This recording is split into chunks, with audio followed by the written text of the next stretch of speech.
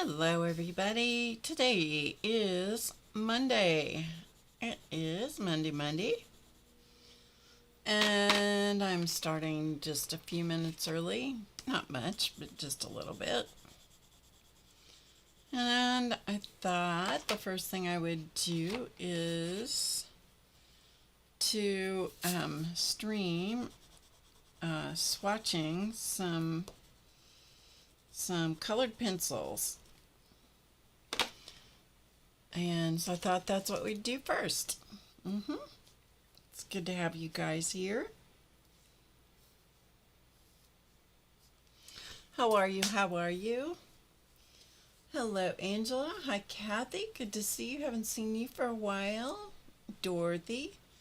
Mary, I haven't seen you in ages. I hope you're doing okay. It has been cold here right now. Yes, it has.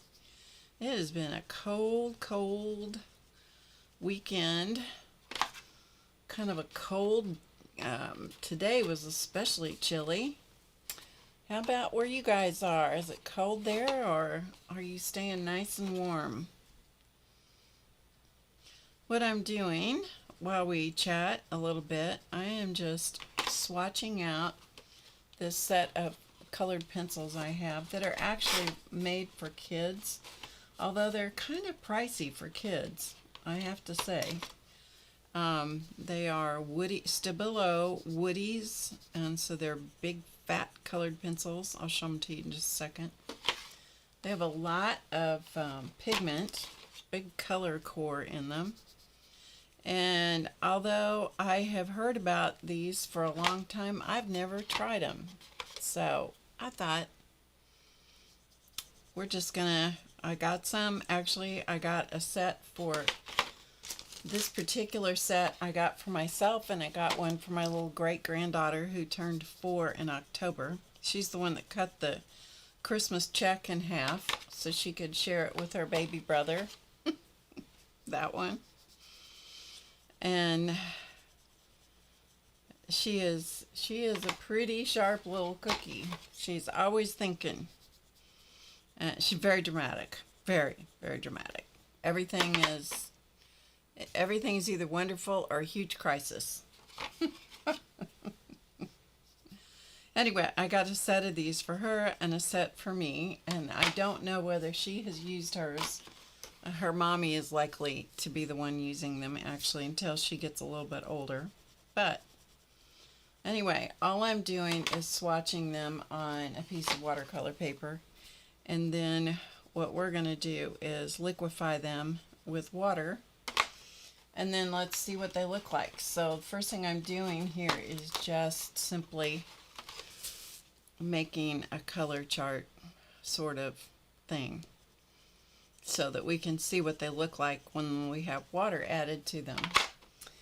And then I have another set of Stabilo, and it's spelled S-T-A-B-I-L-O, Stabilo pencils that are regular pencils, and I thought I would show you those also. They're highly water reactive, and so I thought I would show you all of those. And I'm going to put white and black down at the bottom. Okay, so let me show you what I'm doing here, and then we'll take a break and go back to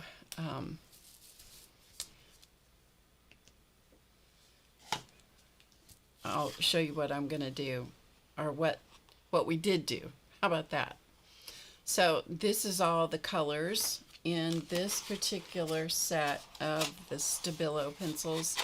So there's 2, 4, 6, 8, 10, 12, 14, 16, 18 colors, and a sharpener, and it comes with a brush, which I'm sure is delightful. And this is the Stabilo pencils that I have. The one that is most commonly used by mixed media people is the black one, but they do come in other colors. This one is not a Stabilo. This is just that's just a graphite pencil. I don't know why that was in here. Anyway, these are all Stabilo pencils. They're aquarellable. Let me show you this up close because it's a very awkward word to say. Aquarellable. And there's how you spell Stabilo. Okay? And it's called Stabilo All. And that is because it marks on all kinds of surfaces. So we're going to swatch some of these out here also. And then we're going to add water to them, and then we'll chat a little bit more. Okay, this is the black one. So let's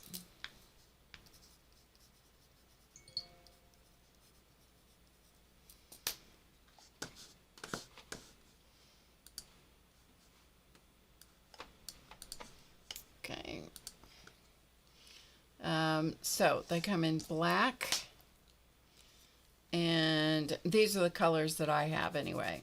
So they could come in other colors. Blue, green. There may be other colors of these. I don't know. There's green, brown, red, and I think this one is black also. Yeah, I had two blacks, and then this one is white. I'm just going to make a box here so that I know I have some white pigment in there. Okay, so I'm just getting this ready so that we are ready to go. All right. So how are you guys doing today? I hope you're doing well. Let me come back over here. It's cold here. Kathy Whitney loves the Stabilo Woodies. What do you use them for, Kathy? Central Texas, low in the 20s. That's chilly. Hi, Sharon Lombard. I know, you do forget to pull them out, don't you? You did the dwarfs with watercolor pencils. Okay, Dorothy, that's cool. Aquarels. Okay. Hi, Rhonda. Hi, Peggy. Okay, there we go. Said hello to everybody. Okay, so I'm going to set this off to the side just for a second.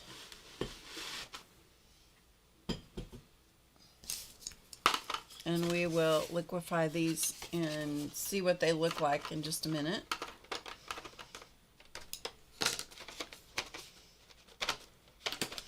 Anybody I have ever talked to or heard talk about the woody pencils said that they like them. Also, the other thing I'm going to do is get a stamp.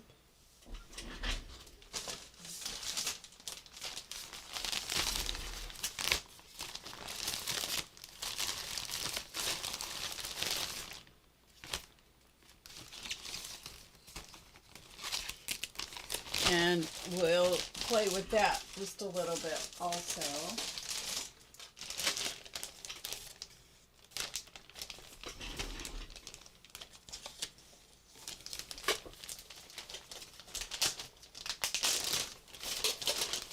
Okay. Okay, enough of that. So what we did the last couple of times that we were together is we worked on this, making this notebook cover. And this is a moleskin notebook. It's one that is 7.5 by about 10. 7.5 by 10. So it's not the normal, not the normal size moleskin that I use the most. Often I use the one that's more the traveler's notebook size. And hi, Tim and Linda. And Starla, hello, hello. Hi, Dana, good to have you here. Okay, Starla, that is just fine. So what I have here is the finished, this was when I was finished with it. So we did this stacked cups, and I just folded up the image from back here. It was an image I got that was just an online image, and it was literally a stack of pottery cups, and then I just put a piece of tracing paper over it and traced off the stack, simplified it down to line art, just simple line art. And then we finished this up. We did it with pens and black and white pens and pencils and things like that. And then I showed you how to do lace tablecloth. So we have lace tablecloth, and then we have just a pattern in the background to simulate or suggest wallpaper.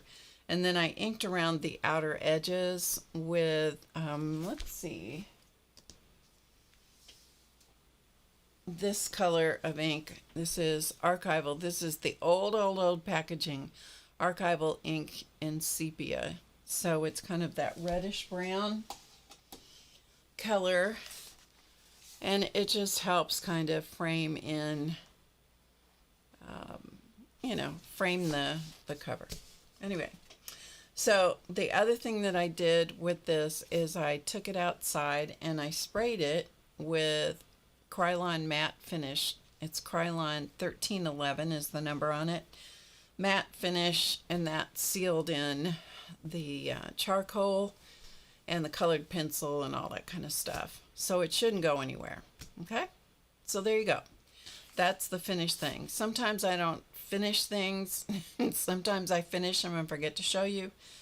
There it is. It's finished and I'm showing you. Hello, Miss Allie.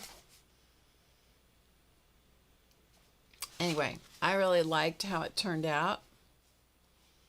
I liked the white glow behind it. That was done with a white Prismacolor pencil and softened out using some odorless paint thinner and a blending stump. So anyway, I like it. So we're done with that. And I'm using it. So there is that. All right, so let's take a look at these Stabilo All pencils and the Woody pencils. The Woodies are the little short, dumpy ones with the big color core. You can't get a real fine line with them. They are, I'm going to have to put them in a different container because these are really awful for getting them in and out of the container that they came in. But this is what they look like, a big giant color core. This is what they came in. 3-in-1, they're called. Multi-talented pencils. There you go. They're 3-in-1. So they mark on glass, paper, and so forth. You can use them as watercolor or use them as drawing pencils. For little artists who love using lots of color in creative ways. There you go. Okay? It's a multi-talented pencil, coloring pencil, wax crayon, and watercolor all in one. Water-soluble, strong covering power, and intense color even on the darkest papers and glass. Unbreakable, thick wooden pencil with extra lead. Ideal for little children's hands. So there you go. Okay. So I have scribbled out all the colors here, and I thought, yeah, we'll liquefy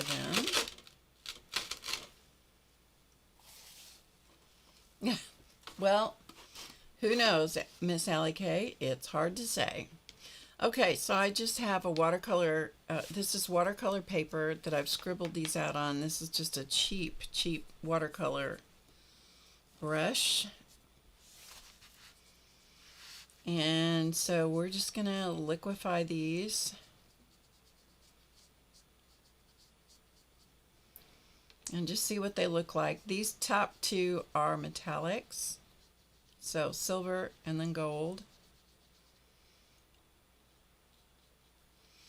And this one is kind of a flesh color, pinky flesh color.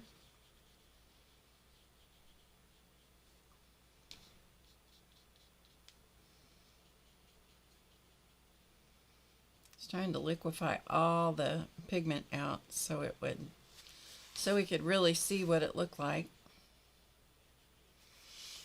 Okay, and this next one is kind of a actually kind of a soft pink is what it looks like in the pencil.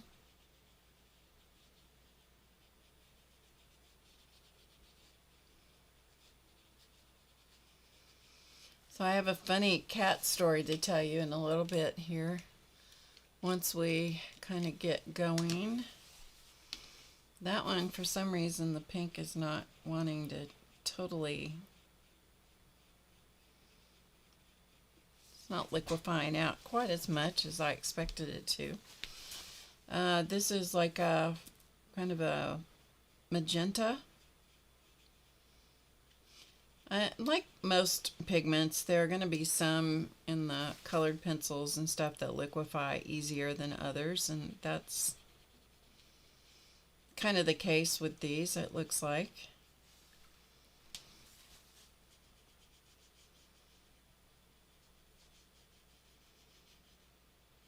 And this is kind of a cad red light. Cad red is kind of an orangey red. Cad red light is. And this is a yellow orange. And a lemon yellow.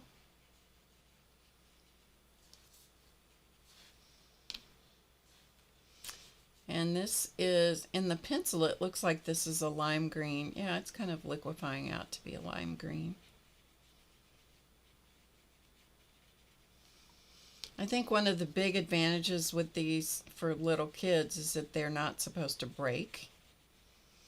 And that is one of the things for kids I think that's really frustrating, is that the crayons or the sticks will break, and I think that's very frustrating for children. So even though these are a little more expensive, if they're a good product, I don't mind buying things for children that are a good product because it doesn't frustrate them. You know, one of the things when I used to work in a sewing machine store, we would have people come in and they wanted to buy a machine, a cheap machine for a kid to learn to sew on. And it's like, you don't really understand. I understand why you don't want to spend a lot of money on a machine. I get that, because you don't know if a kid's going to like it or not. But boy, on the other side of that argument is if it's frustrating and difficult to use, they're going to hate the experience to begin with. So that's one of those things that you kind of have to do the balancing act with your choice as to what you buy for children. Because is it worth frustrating them before they ever get started, you know? Okay, and everybody has to make that decision. Down here at the bottom, there is white, which is probably not going to show much of anything.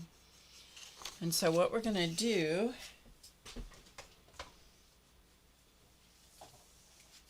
is I have a piece of just cardstock. This is just cardstock here, and so what I'm going to do, craft cardstock, I'm just going to put some white on that in the Stabilo Woody. So this is not watercolor paper, but I just thought we'd see what it looks like. Okay?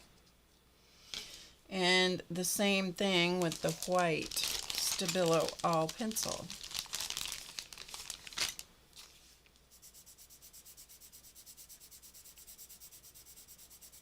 Okay, so this is Woody, and this is Stabilo All.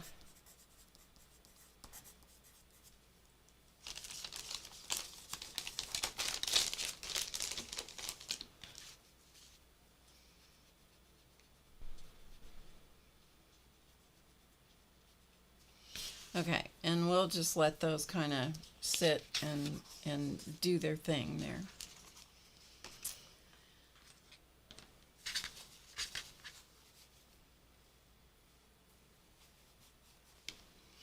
Okay, and so now what we're going to do is finish the rest of these.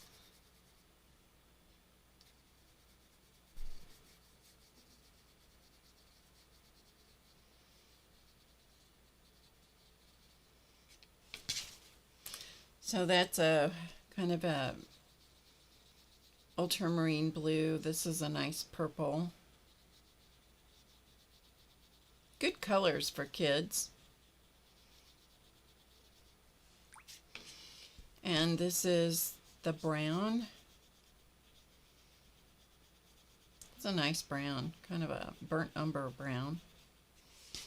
And then down here at the bottom, I have the Stabilo, the woody black.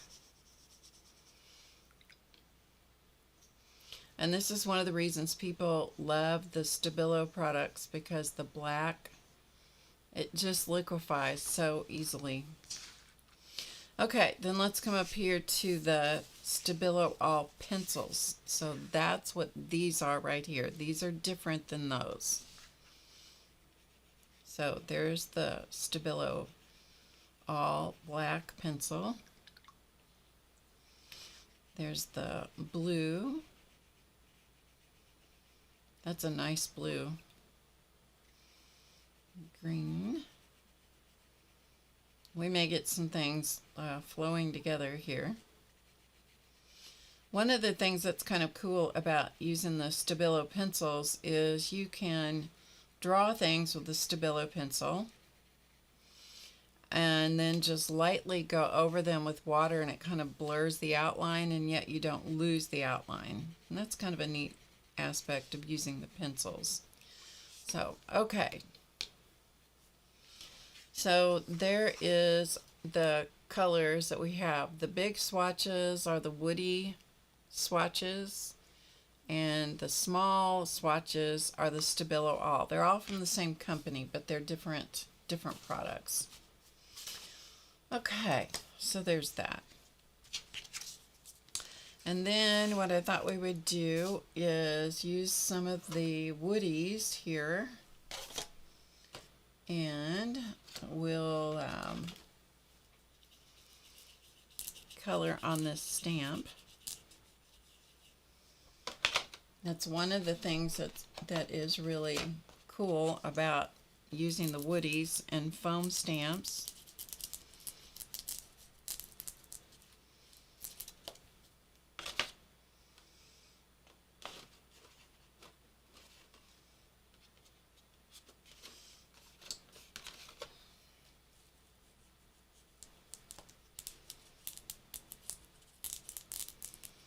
So you could color all, one color, the whole thing, or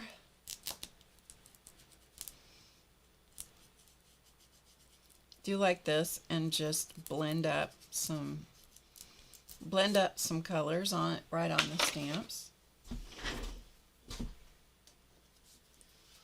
Then I'm going to spray it off camera with water, just with water, and then we'll see if we can, what happens. We'll see if we can get it to stamp for us.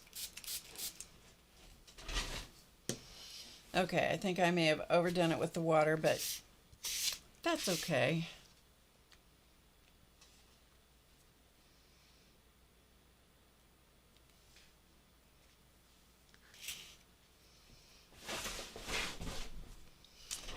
And here, let's stamp on this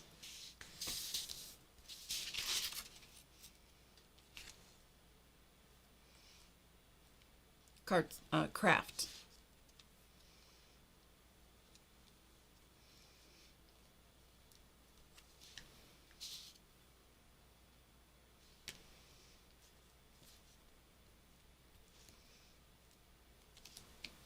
Okay, so that's as much as I can get out of it. I'm going to spray it once more, see if it See if it goes any further. Not as much this time. No, it's done. Okay. But it still kind of stains the stamp. So a lot of people who are selling foam stamps will color them with the woodies so that you can actually see the detail in the stamp and so forth. But it does work as a good stamping medium also. And this is, although the pigment is going to dry on your stamp, it's not going to hurt your stamp in the same way that it's going to hurt your stamp if you let acrylic paint dry on your stamp. Acrylic paint is not good to let dry on stamps because it will harden the surface. Okay, so there you go. So it does, of course, mute down on the craft cardstock, but it still could give you some really interesting effects. And this is drying, so we kind of get the idea. This is really super cheap watercolor paper I'm using here. You can see how some of them liquefy out better than others, but you know, gives you the idea. So this was silver and gold. The rest of these are flat colors on here. This is white down here, which you can't see. There's white there. These are Stabilo all colors in the pencil form. And that's our stamp, and that's black in the woody, and black in the Stabilo all. Okay.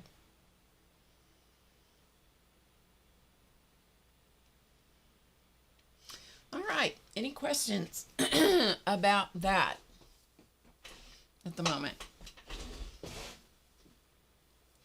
Probably not. So we're going to move on. So what I thought, pardon me, what I thought we would do tonight is play with this little book, which is How to Draw Cute Beasts. I have not drawn anything out of this. I just have looked at it and I thought, well, how about if we just play with it together and see what happens. You never know. This could be like found relatives. It could be a lot of fun. So, and if it's not, we'll wish it had been.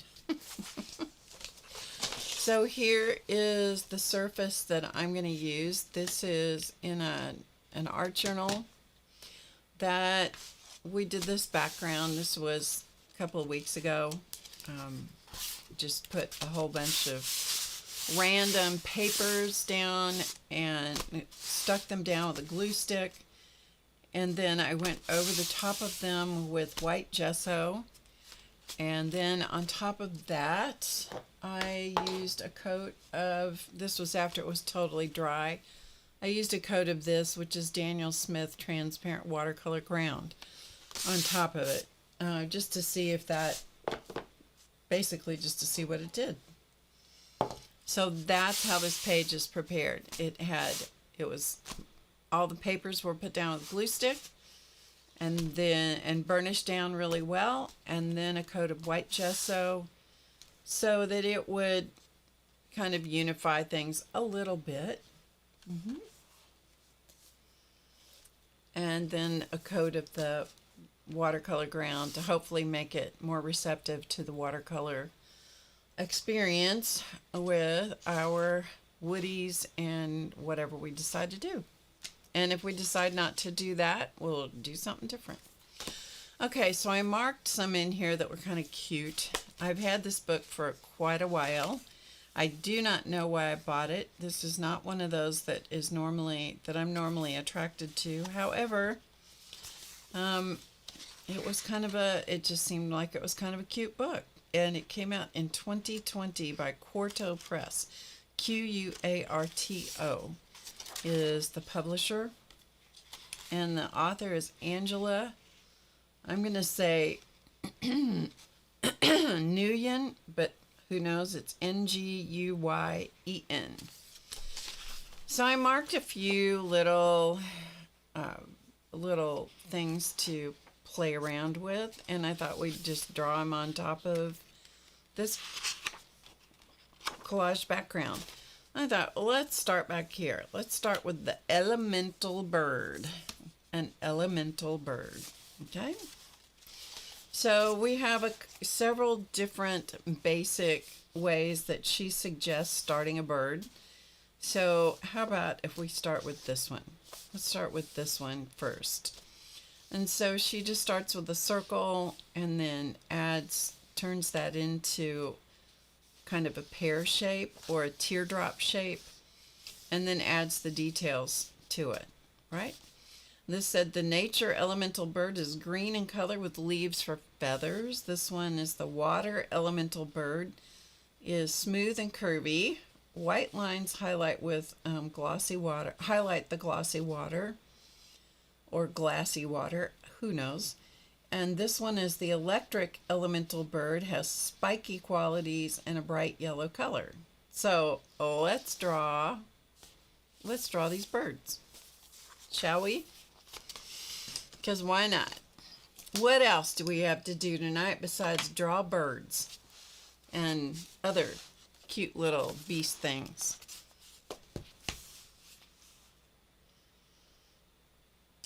Hello, Joni. Good to see you.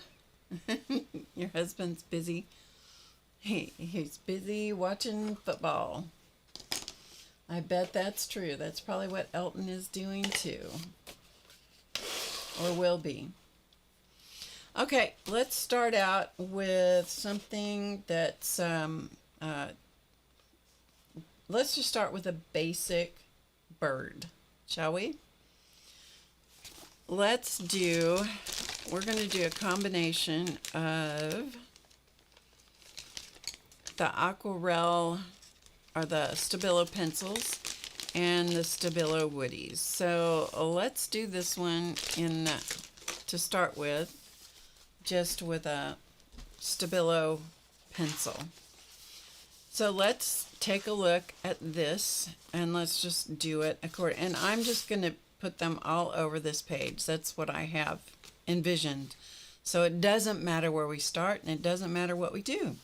So we're just going to start and we'll follow her instructions. So we've got a head or a circle, and then we'll turn it into kind of a teardrop. Kind of looks like an eyeball at the moment. And so that's the beginning of what this little bird shape is going to look like. And then she's got just some feathers up here and possibly a beak and an eye and a wing of some kind, and then some little feet.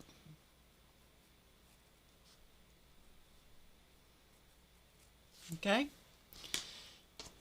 so now what we're going to do is I'm going to take a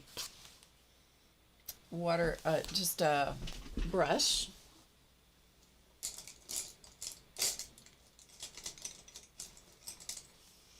I take a brush that's not quite as big as the ones I was playing around with, and then let's liquefy this with some water and let's see what it looks like. So not too much water.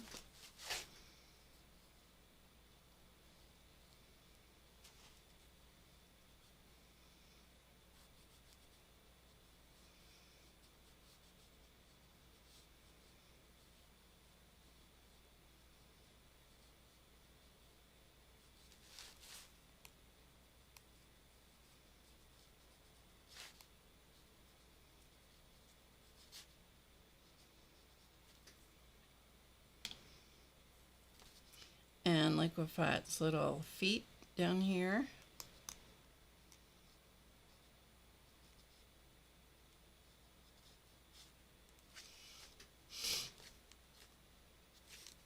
And we're going to call that little bird, at this moment, we're going to call him done. We're going to let him dry, and then we'll come back and play with it a little bit more.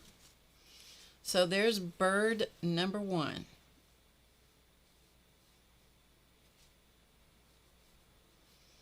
And this is where you can get super creative with how you want what you want to do, right? So he's a chunky monkey little bird. Okay, let's do another one, but let's do this one. Let's do this one with one of the woody pencils, and we'll see how this guy comes out. Let's do this one. So we'll make another bird up here. So she started with a circle, so we'll start with a circle.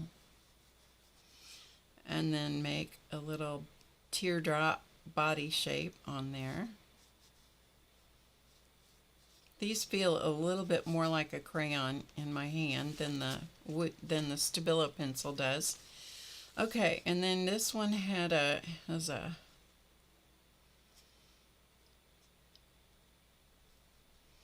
some sort of top feather sort of thing up here at the top, and then a bill, a beak of some kind. We have an eye in there. And then this one has like a leaf shape for a wing, some tail feathers, and some little feet.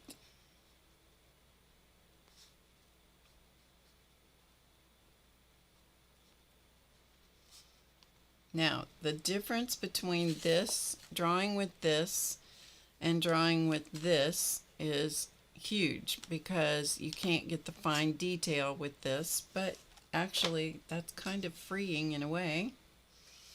All right, let's add water and see what kind of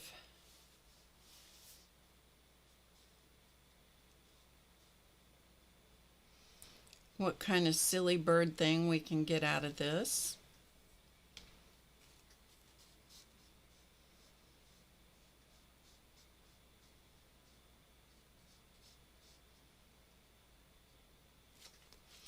The thing with doing stuff like this is not to be worried about the outcome, not to be worried about what it looks like, just having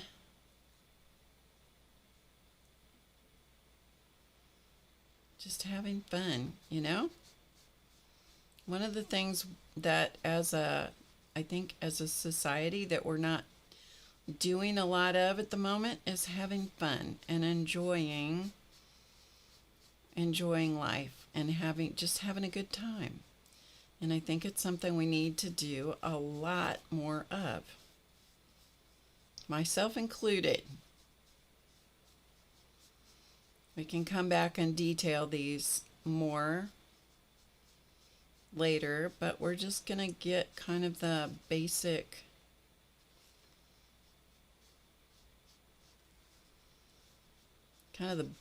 things going here.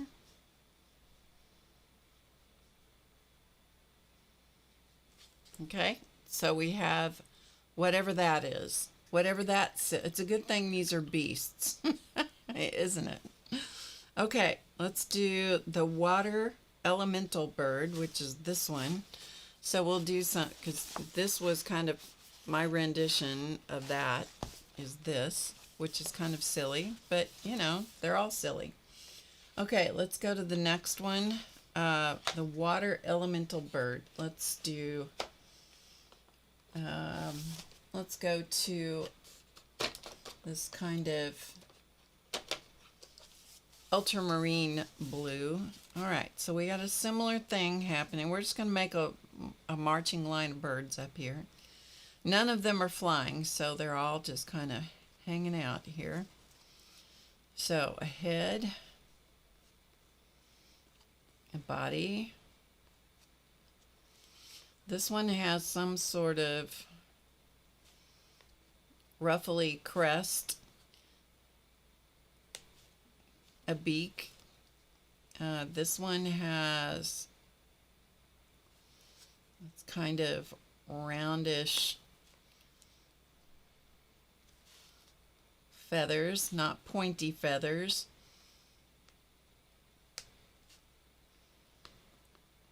I'm just going to draw silly little feet and give him an eye. Okay? And then let's add some water.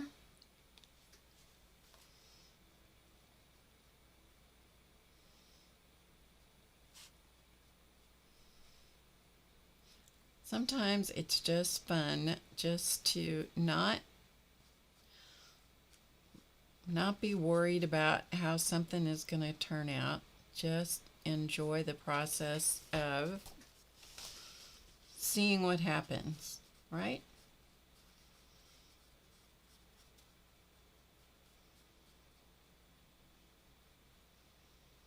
One of the people that I enjoy watching a lot is Karen Elaine. And she does a lot of leaves, and then she'll go on a kick where she does a lot of birds. And I really enjoy seeing her watercolor birds. I think that she does some great birds. Okay, and then we'll give some feet down here,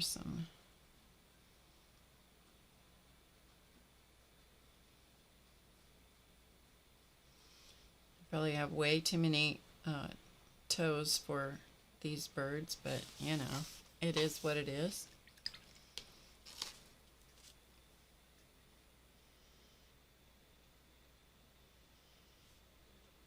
Is Elton here? Listen.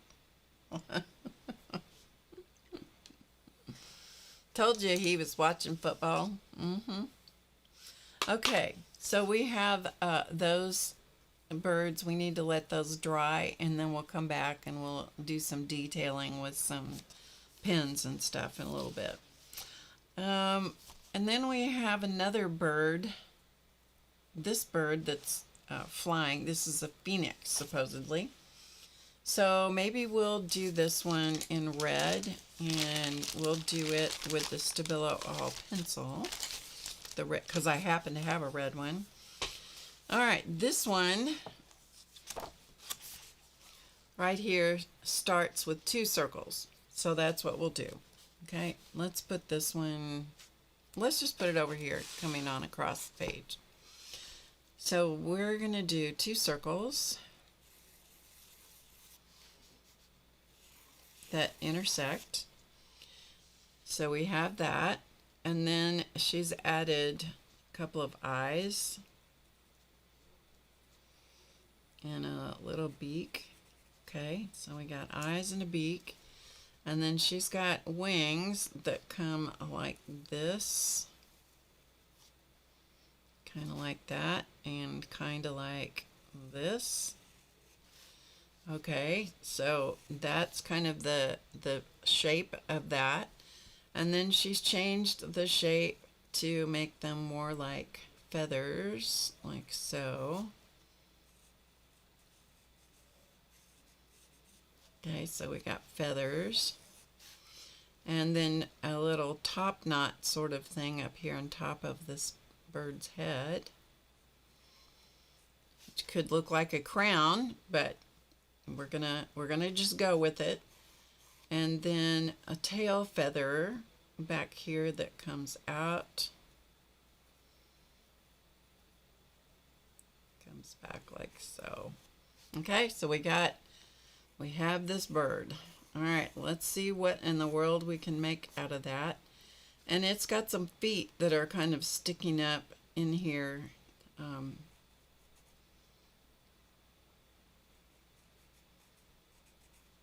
Okay.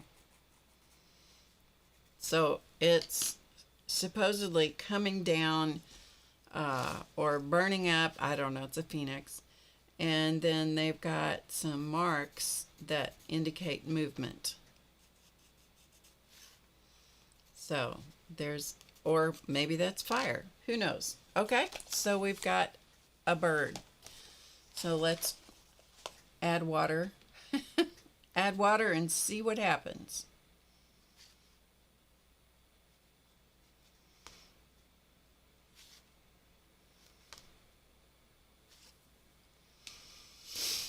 Okay, so here we go. So I will tell you, while I'm doing this, I'll tell you a funny cat story. that we had happen this weekend. Elton was busy this weekend.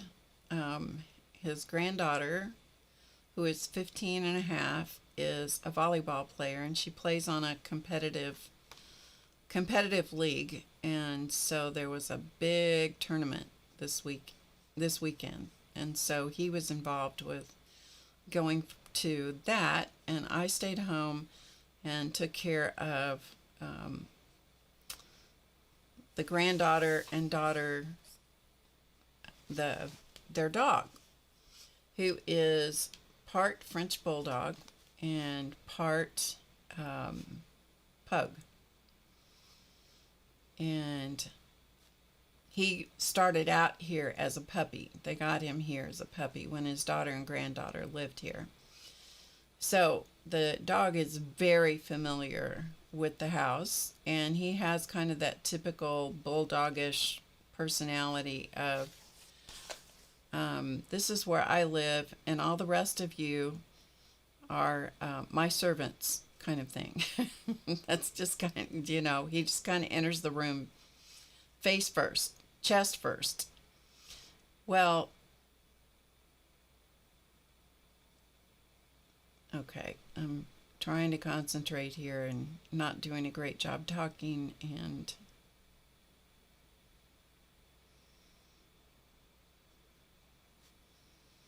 okay, there's a foot there, and there's going to be a foot here. Okay. All right, so we're going to let that kind of do its own thing, and then we'll see what we can turn it into, huh? Let it dry. So anyway, I'm going to let that do that for a minute while I talk to you. Well, you guys know that we have new cats that adopted us because they belonged next door, wherever next door is. I still don't have my orientation in this house because it doesn't sit square with the road, so I don't know where anything is outside the house. It seems like if I point this direction, that should be the next door neighbor's house, but I don't think it is. But anyway, the two cats that we inherited were left by the next door neighbor when they moved out, and the cats adopted us. Well, they don't know about this dog.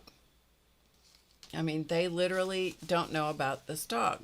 Now, one of the cats that lives here, Braveheart, the gray and white one that I showed you guys the other day, he knows the dog, and the dog doesn't intimidate him because he was here as an adult cat when this dog arrived as a pup.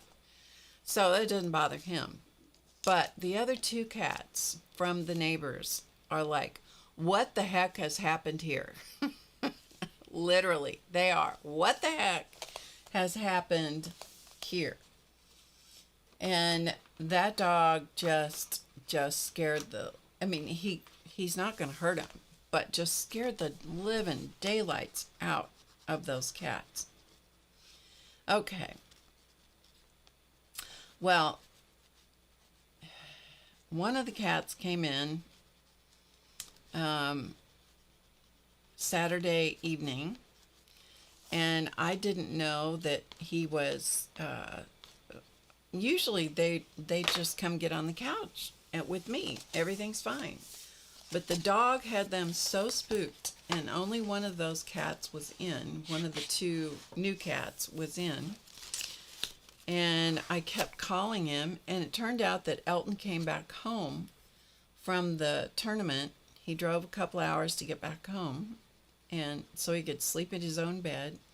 He came back home, and I said, Socks is in the house, but I can't find him. And he said, are you sure he's in the house? And I said, well, yeah. I mean, he came in, and I haven't seen him. So I'm convinced that he's in the house, right? Okay. Well, I looked all over. I looked under the beds. I looked under the couches. I looked everywhere that he could be, and I couldn't find him. I finally convinced myself that I had made it up, that I had made up a story that the cat was in the house. That I had kind of temporarily lost my mind. I'm just putting some ground in here for the birds to stand on, by the way, because I can't stand it if they're going to float. And I'll show you. I can't stand it if they're floating in midair. You know, I can't stand that. So they had to have something to sit on, to stand on. Okay, so anyway, I've decided that I have convinced myself that the cat really didn't come in. I really didn't know what I was talking about. I must have just dreamed it up. Okay, so the next morning, Elton leaves and goes back, drives a couple hours to go back to the volleyball tournament to watch. And I'm taking care of the dog and doing stuff here, and I needed to do some cleaning here in the house. And this is in the afternoon now, okay? So I go into the laundry room, and in our laundry room, we got, I don't know how many months ago now, but back in the summer, I think it was, we got a different washer and dryer. And we got a dryer and put it on the pedestal, which is basically a drawer that pulls out from under the dryer. It elevates the dryer so you're not bending over all the time to dig stuff out of the dryer.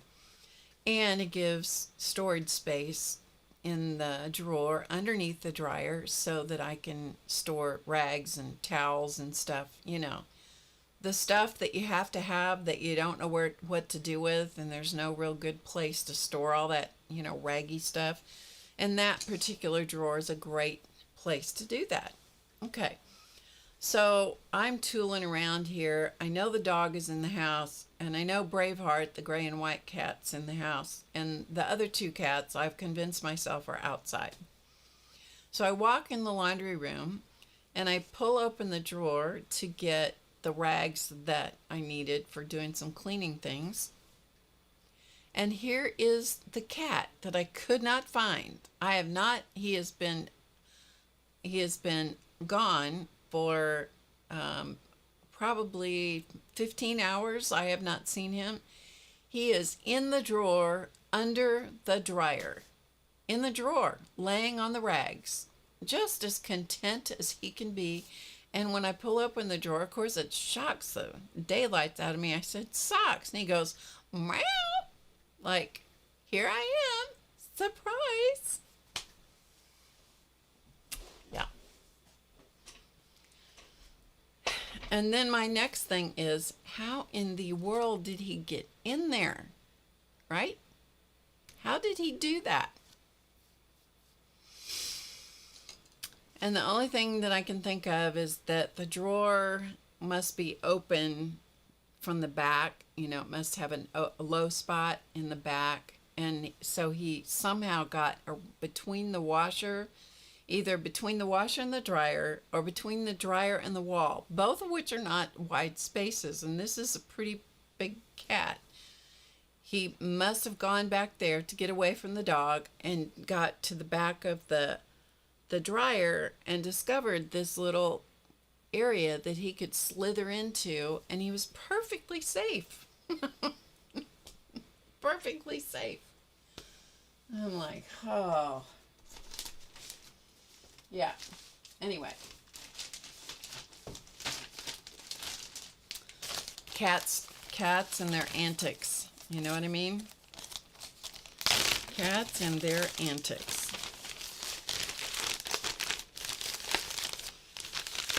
Okay, so what we're going to do is go back to the birds. I think they're dry.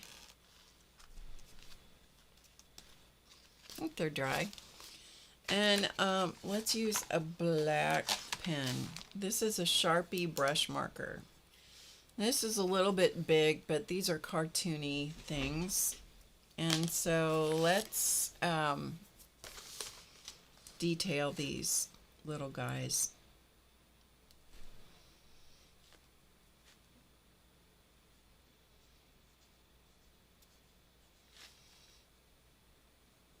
Remember, these are supposed to be fun beasts, cute beasts.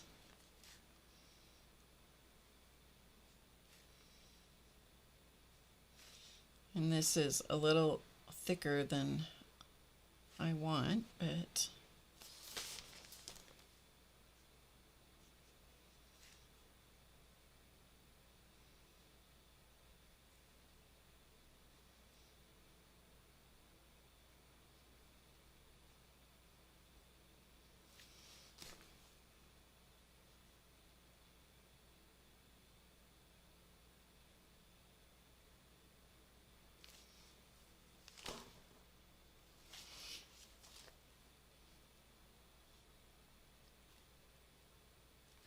okay.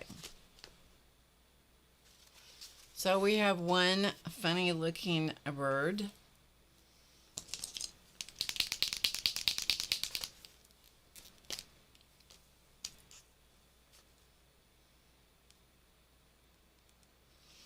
Give him a little white.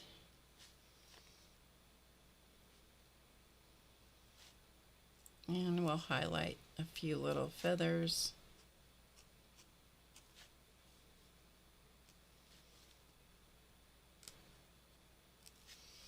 Okay, so we have one funny looking bird.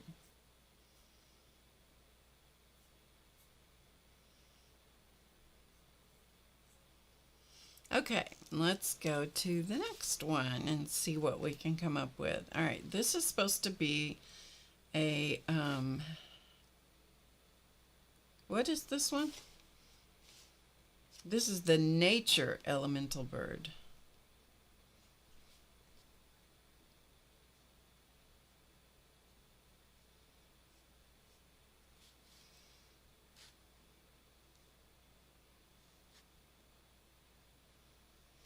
I'm having to barely put any pressure on these because this mark comes out to be very fat with these brush markers.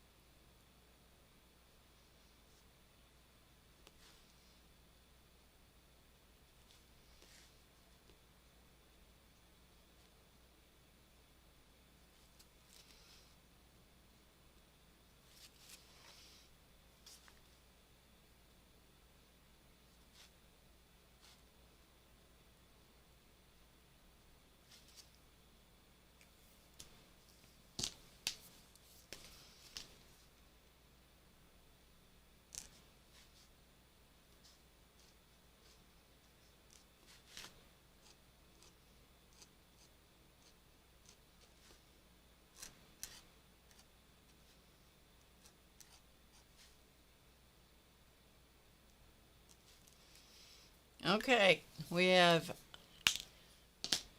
the nature elemental bird. And then we have the water elemental bird, this one. All right, let's see what we can do to make this a water elemental bird.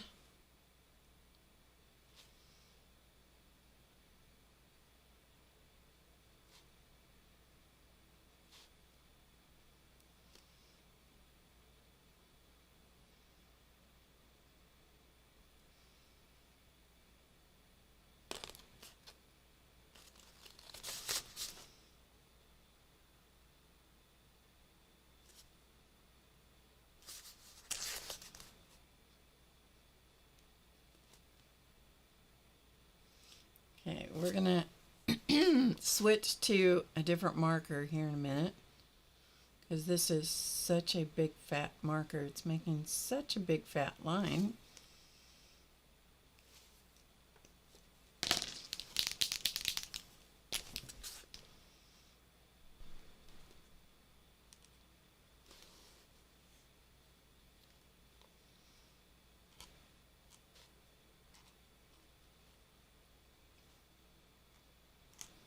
So these shiny lines are supposed to be giving the impression that it is shiny like the water. And I'm not sure how I'm feeling about that, but that's okay. All right, let's go to a different marker here. Okay, this is also a brush marker, but it's very fine. So let's see what this one does over here. So let's start with a couple of eyes. And then a little beak.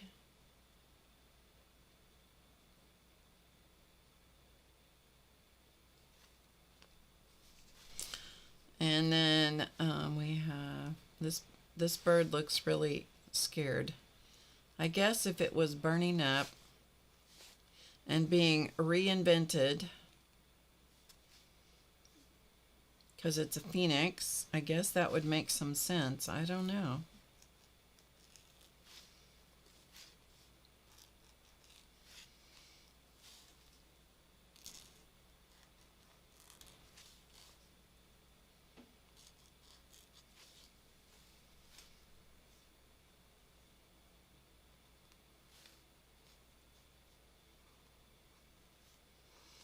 So far, it's not saying bird to me.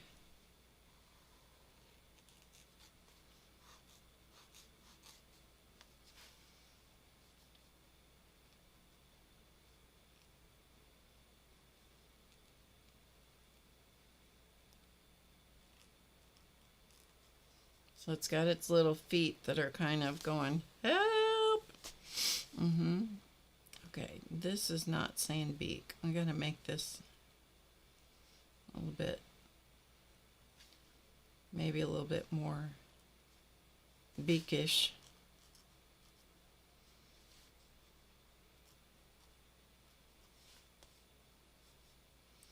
I don't know about this one. I think this is a very odd, peculiar.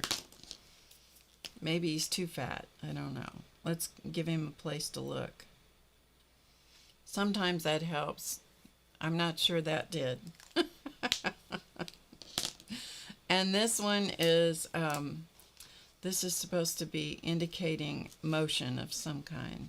So, yeah, I'm not sure about that one. But anyway, there you go. There's that one.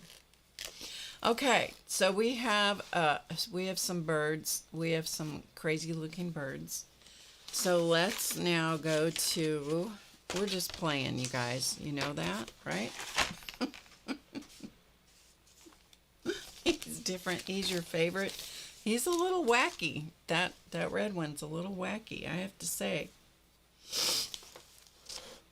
So those are our birds that we've done. So let's go to a different page in here and draw a different kind of cute beast. Okay, let's try a different kind of cute beast. Let's see if we can get some cuteness going here. How about floating puffballs? We should be able to get something out of that, right? Let's do a floating puffball. Okay. So let's make a purple floating puffball. And let's see what we get. Okay, puffball starts a slightly squashed circle. We should be able to do that. Let's do, let's come over here. Let's do one over here underneath our birds. So we're going to do a slightly squashed circle. Squashed. Okay, there we go. Slightly squashed circle. Then we're going to draw limbs and the beginning of the back. Okay, so what she has back here is the beginning of the back. She has two eyes that are kind of down low, and then she drew some feet. So we have a foot and a foot. And then back here was a foot, and then back here was a foot. So there's 4 feet, okay? And that is what the puffball looks like. And then she turns this into a back detail. Okay, so we're gonna go, it's a floating puffball, so these are the propellers to make it float. Okay, all right.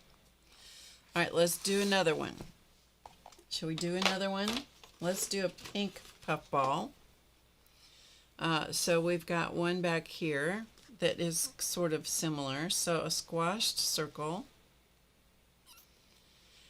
And the back detail is here. And let's have this one has literally has a puffball up here. It has a couple of eyes and a little mouth, and then it's got its little feet, and then it's got a couple little feet back here. Okay, I don't know, I think those might look like teats. But there you go. Okay, before we liquefy all this, let's keep going. Let's draw some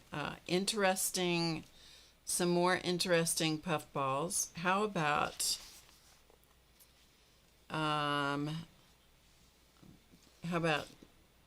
this one? Do we do that one? No, let's do this one. This one has a big leaf, so apparently this one floats around and has a leaf on it that makes it move. All right, so squashed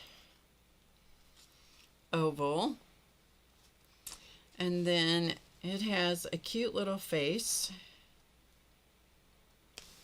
and it has a cute little foot here and a cute little foot here, and it has a foot or a tail, I don't know what this is, sticking out in the back. And then up here it has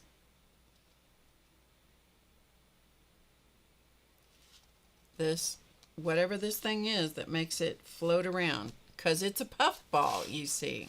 Yes. All right, and then how about this puffball has more than one shape on its back? Okay, so let's do one of those. So this time it has a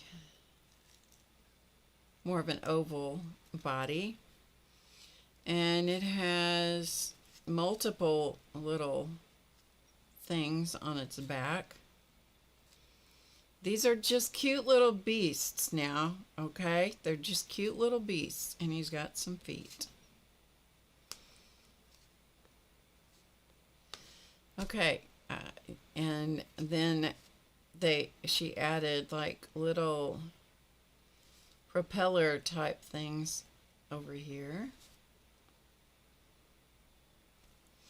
I mean, if you can't have fun in your art journal, where can you have fun? You know what I mean? Mm-hmm. Pillsbury Doughboys. Could be. Okay, so let's come up here and paint these in. See what they do.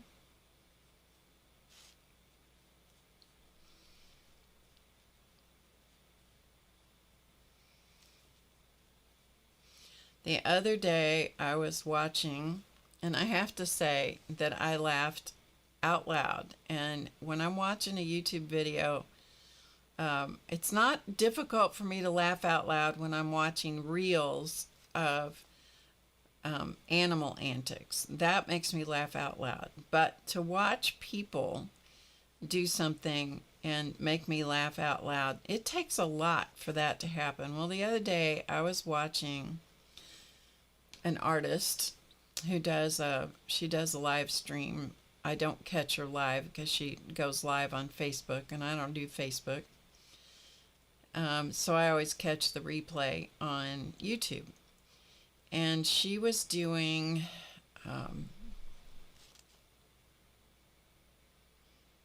sorry, I'm just looking at the shape of these to see what shape this was kind of supposed to be. Anyway, she's working in a junk journal, and she was working with a bottle of ink. And I almost got my bottle of ink out to try this, but I didn't have the courage. And after I tell you what happened to her, you'll understand why I didn't have the courage to do it.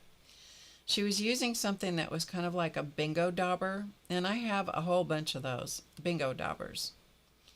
And so what she was doing is she was going to make splats with the bingo dauber. It wasn't a bingo dauber, but it was that shape, that kind of thing. And so she was going to make splats in her book, and so she was splatting, except the ink wasn't coming out. Okay, you guys are going to know, you're going to know what happens before I tell you, right? The ink was not coming out, and so she's had this thing for a long time, and so she not only hit her book to make it splat, but she squeezed. Okay, you guys know what happened? Can you imagine what happened in this scenario? Anybody? Anybody that would make me laugh out loud? Because it was live on camera. Anybody? The bottle exploded. What ink was left in the bottle went all over her journal. It not only went all over her journal, it went down in the spine of her journal, it went under her journal, and she had a number of pages that were already completed. Now, it was a junk journal, which is a good thing. It was really good that it was a junk journal, because this enhanced the quality of the junk journal. It enhanced that feature, because it was a lot of ink. She ended up with it all over her hands, all over her desk. It went all over her computer. It went all over everywhere. I am not even kidding you. Oh my goodness. I felt sorry. I felt really sorry about what happened to her, and at the same time I was laughing so hard that I could hardly contain myself, because I'm like, and she could hardly stop her broadcast. That's how big of a mess it was. It was terrible. So then what she had to do is figure out what to do with this mess. The ink seeped through the spine. It went, like I said, it went all over the cover of her book, the outside cover, the inside cover, the spine, and then it splatted or soaked through on some of her other pages. And she draws a lot of people, and like not cartoon, well, illustrative kinds of characters and stuff. And so after everything was dry, the next day she was going through her book, and one of the people that she had drawn the day before on a page ended up with a big black splat on its face. And so she turned that into a pirate's eye patch, which was very clever. She had another section on I think it was on the outside cover of her book, that this big, you know how you have Rorschach splats and things that look like things, you know what I'm talking about, or cloud shapes that look like things. You'll look out and you'll see these things and you go, golly, that looks like my mother's face in a cloud, that kind of stuff. And well, this one big black splat looked like an arm coming up from the bottom of her book, and like it was giving the middle finger to, it couldn't have been any more like that if you had drawn it. And she's like, I am definitely going to have to do something with that. She did. And last I saw what she had come up with, she had completely redone she had just doodled all over it, drawn patterns and stuff like that all over it. And it means she had repurposed and reconstructed and reimagined. Basically, that's the best phrase I could use, is reimagined all of these shapes into rescuing these things from her disaster, which she does call it a disaster. I would kind of agree with her that it was kind of a disastrous sort of situation, but it surely was funny. It was funny. Where's the replay? It's on YouTube. It's on YouTube from a couple of days ago. It's from it's Lindsay Ostrom, creator of Cuteness. I don't know if that's exactly her channel name, but yeah. So funny. It was funny. I know I shouldn't laugh like that at someone else's situation, but I mean, when I saw her doing that, I'm like, ooh, this could be bad. This could be seriously bad. It was seriously bad. It was seriously bad. Oh, yes, it was. Anyway, okay, let's, shall we see if we can draw let's see, what else was I going to do? So we'll let those dry for a minute. Okay, how about, shall we do this Sorafont? Shall we do one of those? It's an elephant with wings. Let's see if we can do that one.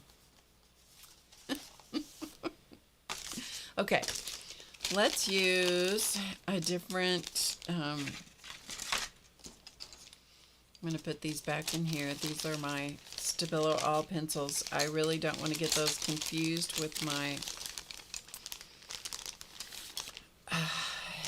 my regular pencils. All right, let's do this one. This one should be, we'll do we've got a couple of different poses here, so we'll do a couple of poses here. And maybe we'll try this one too. I don't know. That looks like that might be getting a little iffy. We're going to let the puff balls dry and see if we can do something. These are a lot like the relatives, aren't they? Yep. Okay, so as with most of the creatures you draw, start with a circular shape for the head and the body. All right, let's go here and let's draw a circle. And then we're going to do kind of this eggy shape for the body, okay? Semi sort of egg shape. Okay, and then we're going to add some ears. So we have an ear, and then we have another big ear here, and then we have a trunk. Okay, so we have a trunk.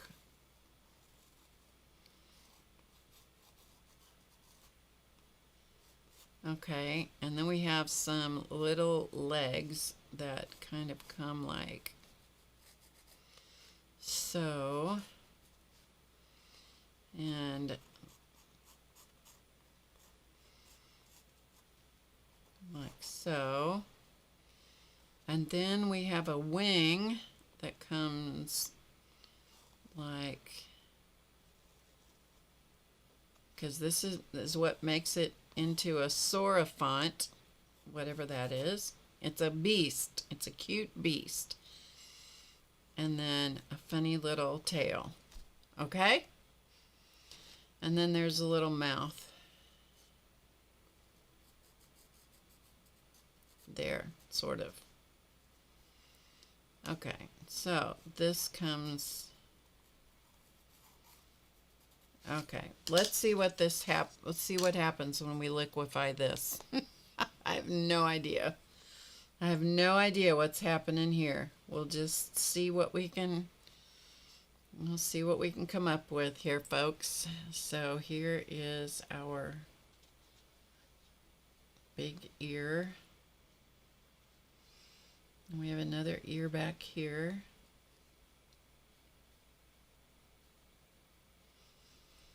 And then we have a little head that comes around. There's a little mouth. And then we've got this funny little trunk thing happening.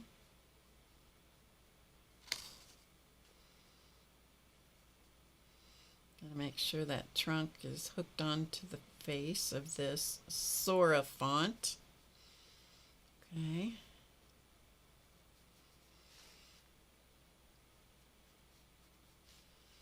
Alright, and then we've got a wing that's coming back here. I didn't get much pigment in this, so this may be kind of a transparent wing. This might be sort of a fairy wing happening here with this little wing thing going on. And he's got a little tail coming in here.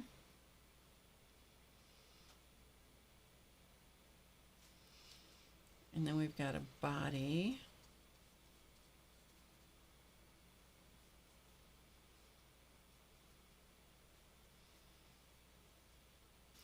It's going to have some pretty good wing power to lift this chunky monkey. So there's that little.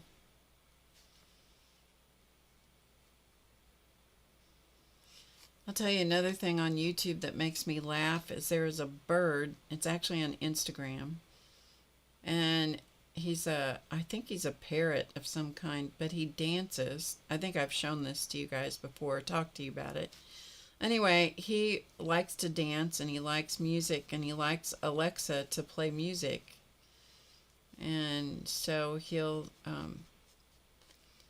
yell at Alexa and he'll say, "Alexa, play music." And then he dances. It's a white, looks like kind of a cockatoo, kind of. I don't know my birds. Anyway, and then his family gets very frustrated with him and they will come out and they'll yell Alexa to stop. And then the bird waits a minute and then it waits till everybody calms down and then it goes, "Alexa, play music." And then he'll tell Alexa to turn it up. Oh my goodness, I'm telling you. There are some funny things out there, and I don't know, it could be all AI generated, I don't know, but it is funny. Okay, so let's try another elephant. I mean, we did a reasonable rendition of this. It's not great, but it's, you know, reasonable enough. We'll add some line work and see what we can make happen.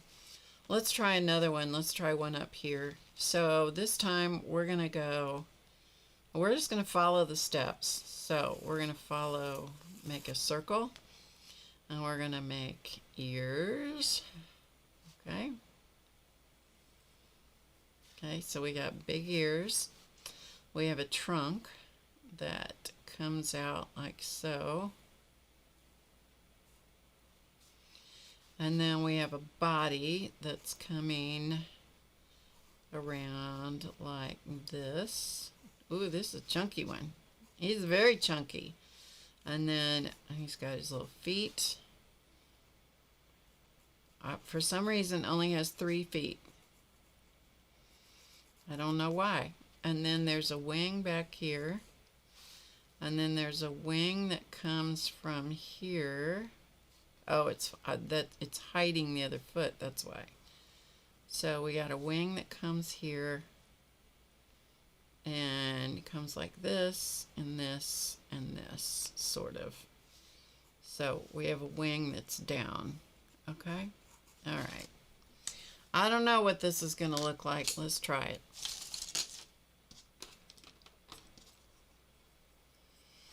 Okay. So let's see what we can do with this little elephant up here. We'll start with the head, and we'll connect the trunk to the head.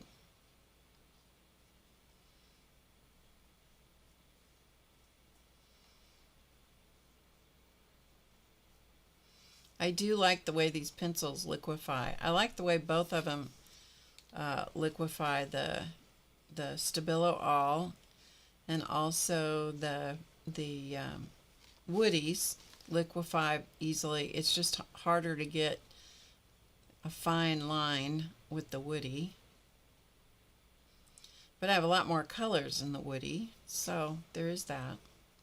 Okay, so we're going to add this, kind of do this ear. I don't know if you guys think this is fun, but I think this is, you know, because it's in a journal, and it doesn't make any difference if it's any good or if I like them. Doesn't matter, because it just doesn't matter. Okay, this we're going to use very little water back here, because that's the wing that is folded down behind the elephant. I should have made it a different color. That's okay. If we need to, we'll make it a different color. We'll put a different color of something in there. Okay, so this is coming out here. So we have a wing that comes out like this, and then another little feather, and then another little feather. So they kind of all nestle into each other back here. Like I said, it would have been better if it was a different color, but at least we got it a darker color, so there is that. Okay, and then we've got a body here.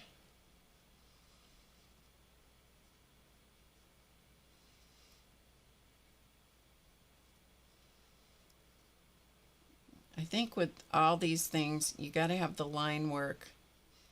If you don't have the line work supporting the character, it doesn't make any sense whatsoever. And then back here, there's a little foot. And then the other foot is covered up by the wing. Okay, so he's sitting on the ground. So we're gonna have to give him a little bit of little grounding here. So let's put a little ground. They're just, you know, sometimes you just have to do some stuff that, sometimes you just have to do some stuff that it just isn't. I meant to use brown. I got black. Sometimes you just need to do things that are unimportant and just nonsense, made up, and fun. Right? Okay, so let's put a little bit of brown, and I have some black there, and I'll liquefy that out in just a minute. We'll add water in a minute. But I can't stand if something is supposed to be grounded, it needs to have grounding, you know? It just does. It needs to not float. This guy's floating, obviously. Okay, so let's...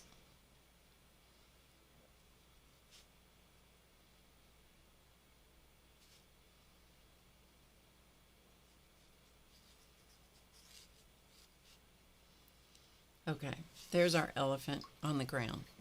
Good enough. Let's see if these are dry. Yeah, they're dry. Okay. Let's go back to our little puffball things. And let's add some details to the puff balls, which I think are kind of amusing.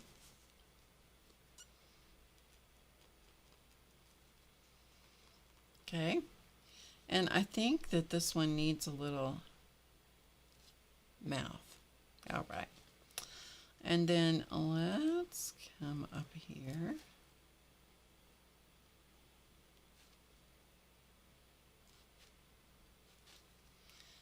And they're just kind of, we're just going to loosely outline around them. And there's a foot. There's a foot.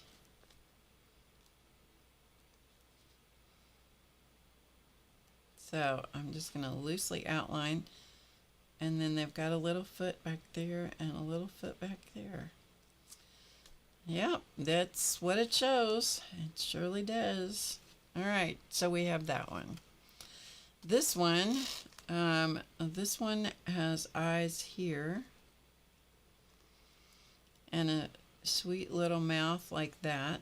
I think they might need some little eyebrows though. Eyebrows are good for expression. And then we're going to come around here like this and come around to here.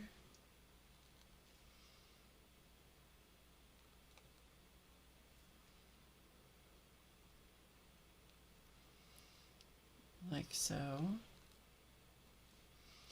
And then we'll make this one have the appearance of that real puff, because they are puff balls. I don't know what that means, but this one has a real puff. It's a real puff. Okay, and they also need to have, they need to be able to look somewhere.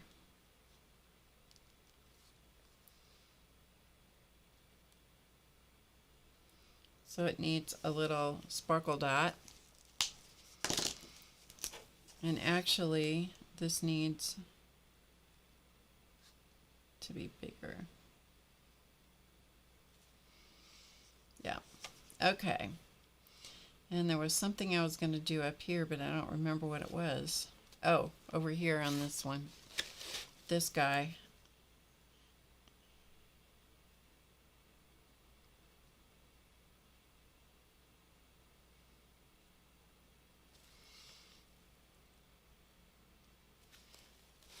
I don't know. I just like them with eyebrows. Okay, so then we have this one, which is, again, little eyes.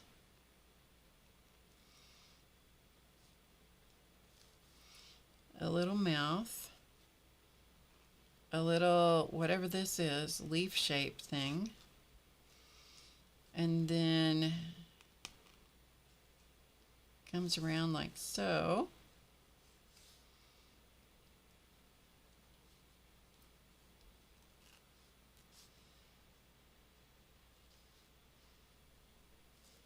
And then I don't know what this thing is back here. It could be an extra foot. It might be a tail. We don't know what that is back there. I don't know. Okay, how about this one? This one shows the eyes being over this direction.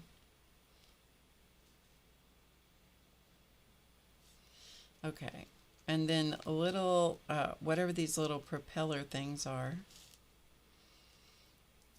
And we have several of those.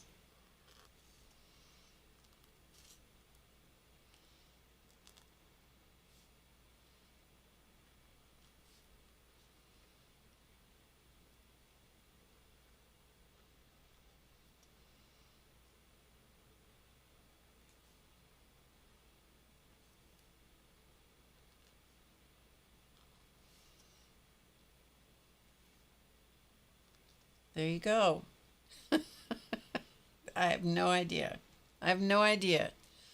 But these are, here, we need another color.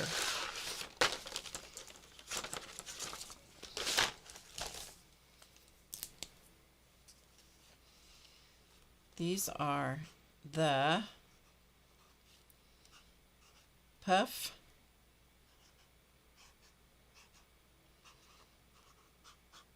balls.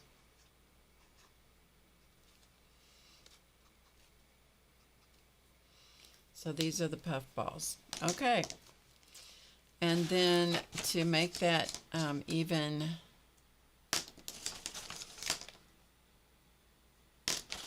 looking for a marker that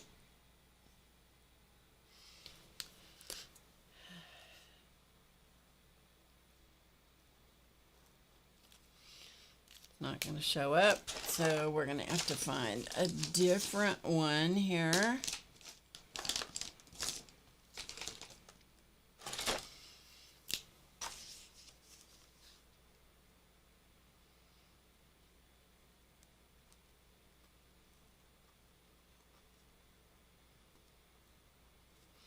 I don't know if you guys are having any fun tonight, but I'm enjoying myself a lot.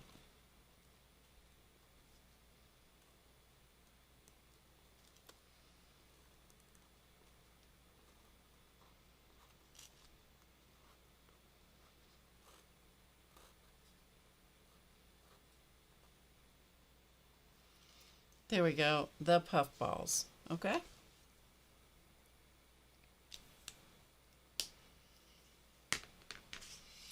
Okay, let's come over to our little elephant things. Let's see what we can do with our little elephant things. Okay. So on this one, he has a nice big eye right about here. And he has a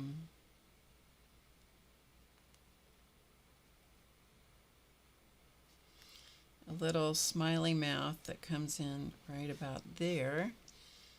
He's got some little things that indicate this is a trunk. And he's got an ear that comes around here. And he has an ear that comes around there. And comes around like so.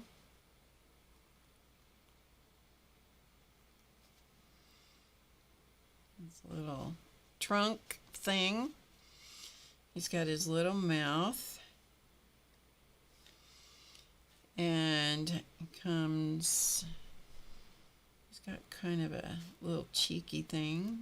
Comes around and he comes around like so.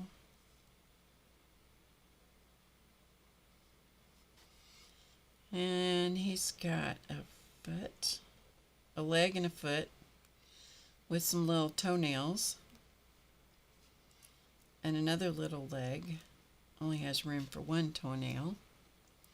And his belly comes around like so. And he's got a leg back here with a couple of toenails. And a little foot with one, because it's behind. And then he's got this goofy looking tail. And then he's got this wing thing. Because after all, he's a flying elephant.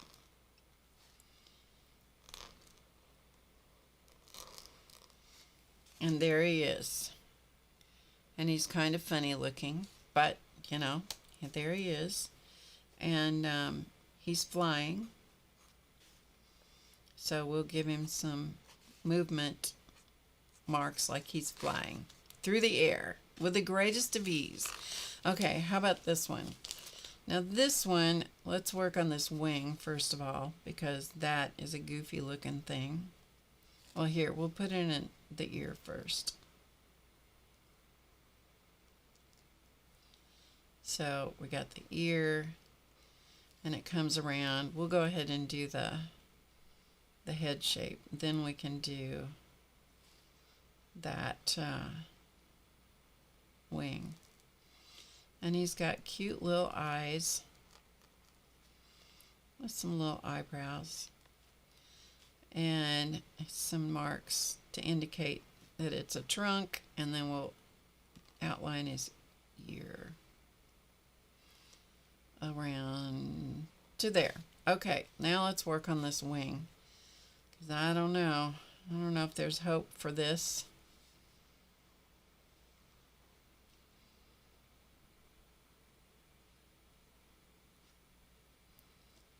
And this comes down, and this comes down, and I think that that wing looks just very strange. So we're gonna have to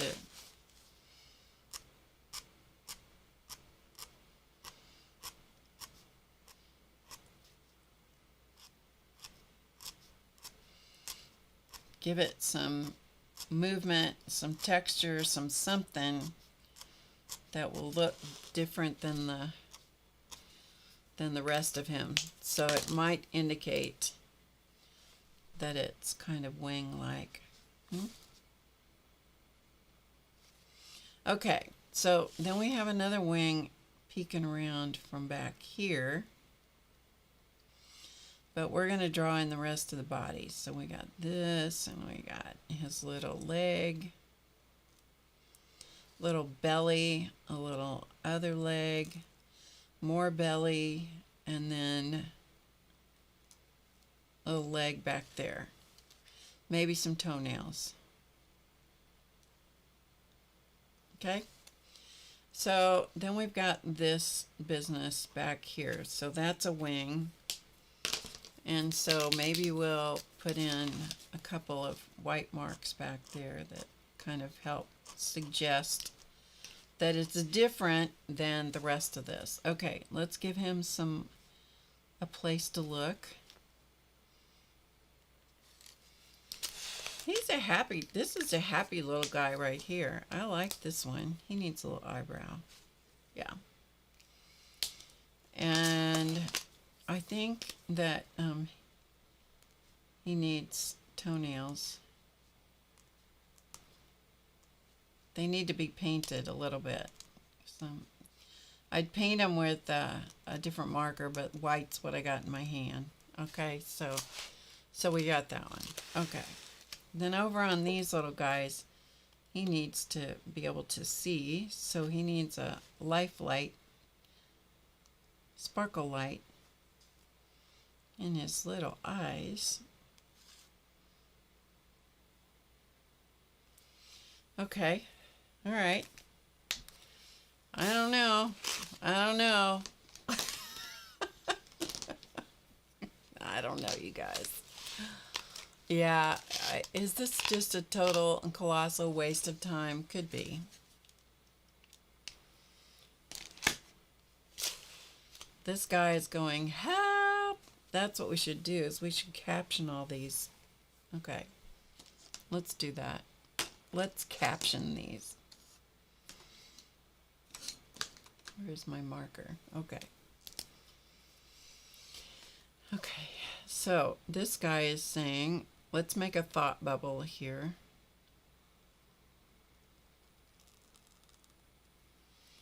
He's going, help!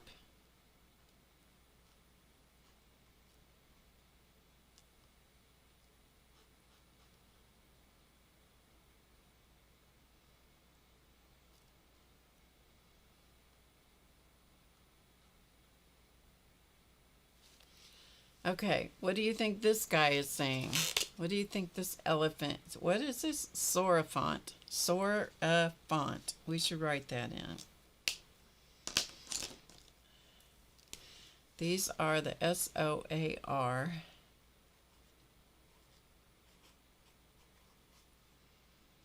E P H A N T S. the Sora fonts.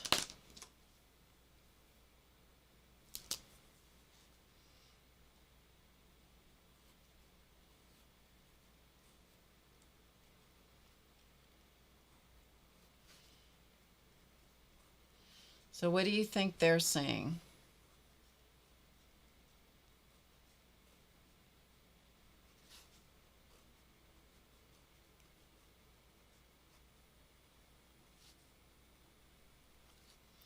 Those are the Sora fonts.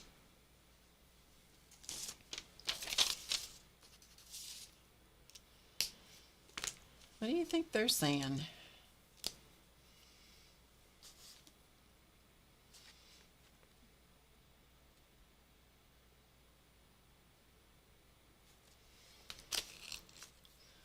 They're just so silly. I don't know. It just seems like they all need to have a little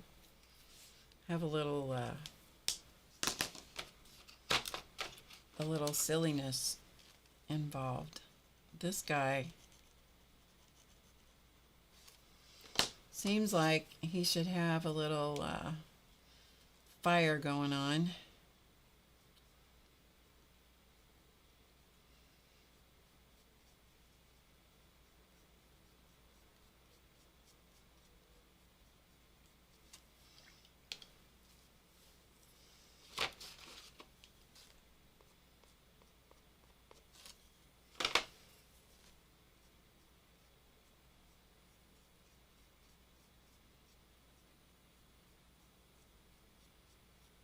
After all, he is getting ready to be reinvented, right? He's getting ready to be reinvented, so he's having a little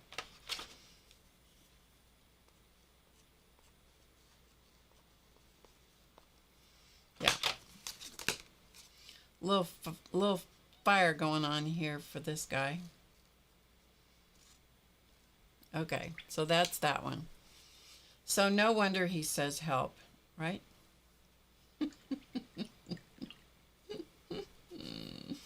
Okay. Any ideas about what anybody else should be saying here before I bore you all to tears? I think our little puff balls, it seems like this one is not blowing in the wind. It seems like this one should be kind of on the ground a little bit. We'll give him a little bit of grounding here.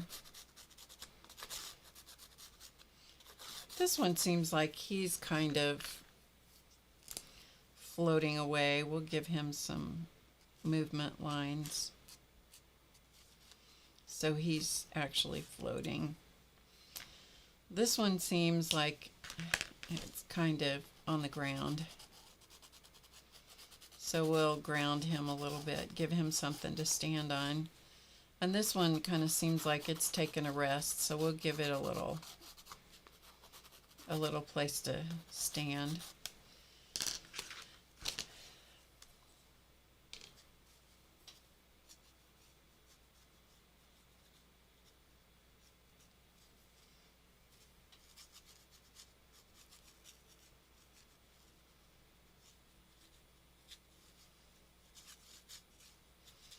He's got a big shadow because he's got a big wide body.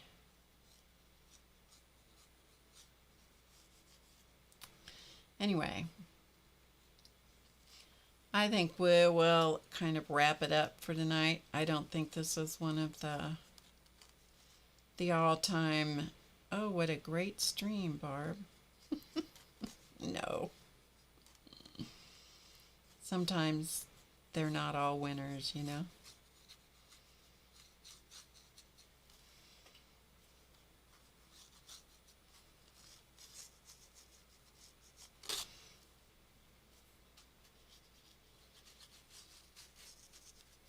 Okay, so what shall we do with the rest of this page? I think what we'll do is we'll take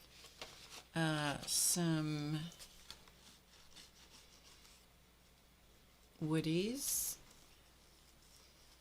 And I think we'll just give it a border as we go around here. And we'll add some stuff to this page some other day. I don't know what.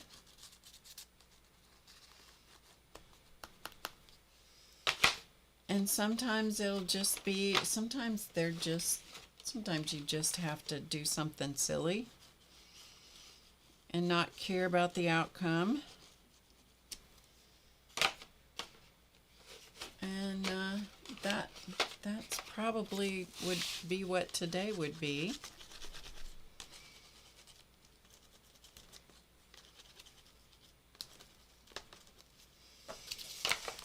Yeah. All right, let's grab another paintbrush and let's just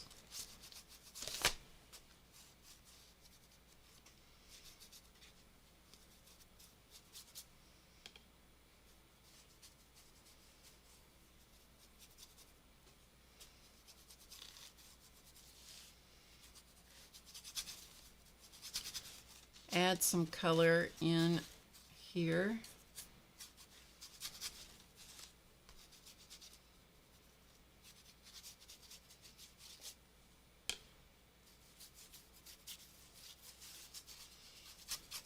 Because you know, you can't ever have enough color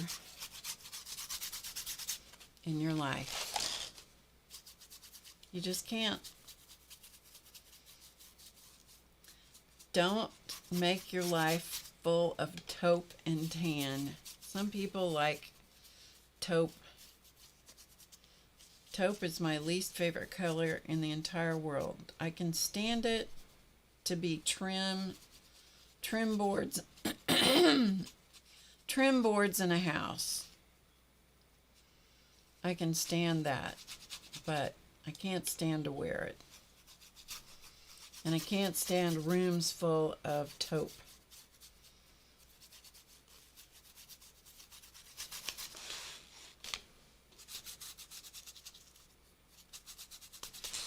It's my least.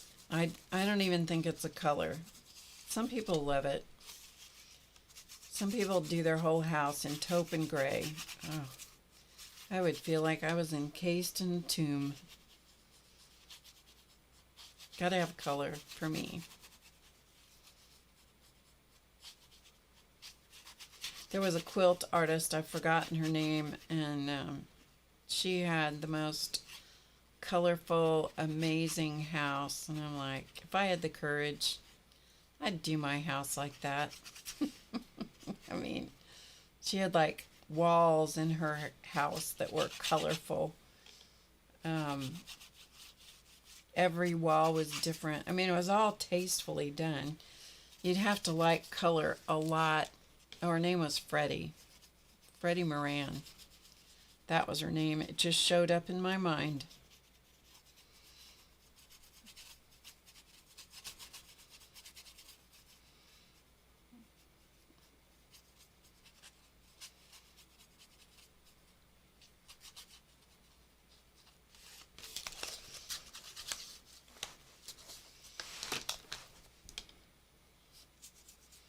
Okay.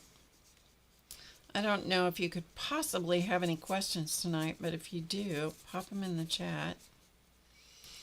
That we have played with cute little beasts. I'm not sure that we met the challenge of cute, but a couple of them are keepers, I think. Yeah, a couple of them are okay. Some of the rest of them, not so much, but that's okay. I'll look back on these some year and go, oh, I remember when I did those. And I'll look at it and probably go, yeah, and they're still ugly. Because that's pretty easy.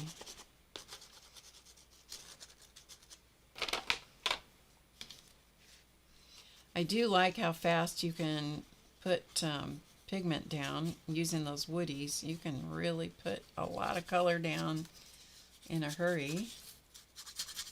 I like that.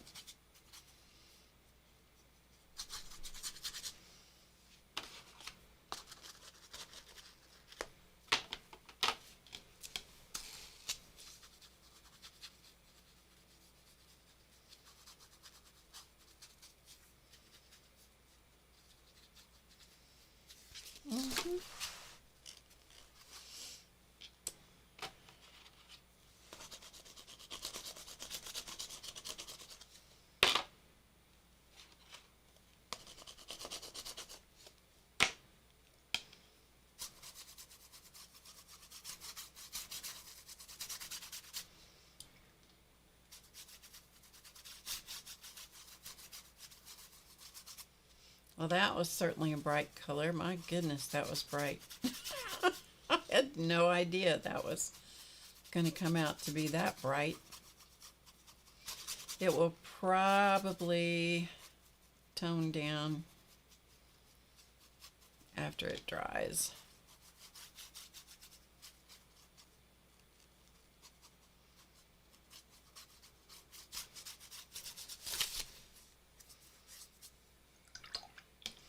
Okay, we're going to stop playing with this. We're going to stop playing with this and call it, we're going to call it silly is what we're going to call it. Yep, we're just going to call it silly. We have room over here to put a lot more of our silly, cute little beast things, or not. And yeah, I don't know what we'll do with that. Anyway, thanks for hanging out tonight. We're going to call it a night, you guys. Not every stream is a winner. This would qualify as one of those, but it was fun. I like these. I like the birds. Yeah, I kind of like some of these little puffball things. They're kind of cute. They could show up in my journal somewhere. Who knows? Okay, that's it. I'm done. I'm out of here. I'll see you guys Friday, 2 p.m. Eastern. Maybe. I hope. Until then, remember to get creative today because you know it's easy, and I'll see you before you know it. Bye for now.